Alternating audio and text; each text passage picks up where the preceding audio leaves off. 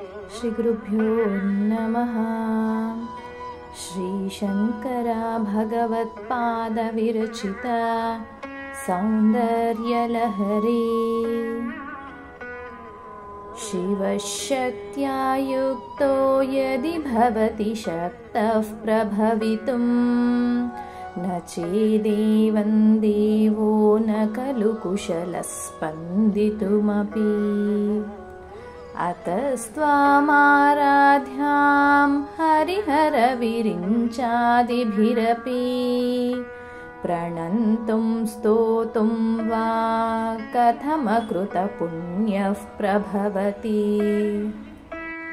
तनीयां सम्पांसुं तव चरणपङ्केरुहभवम् विरिञ्चिः सञ्चिन्वन् विरचयति लोकानविकलम्।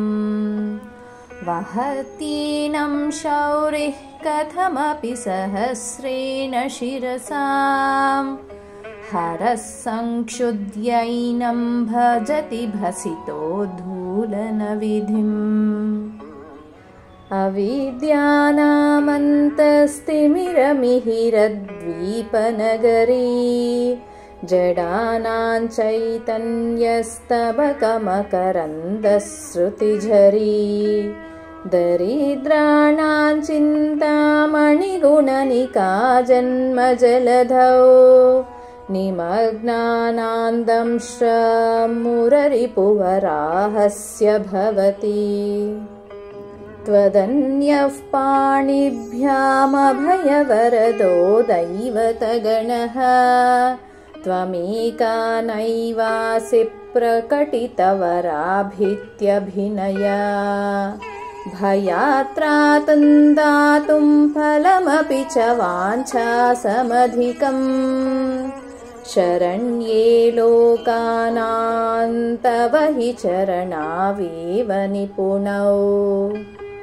हरिस्त्वामाराध्य प्रणतजनसौभाग्यजननीं पुरानारी भूत्वा पुररिपुमपि क्षोभमनयत्।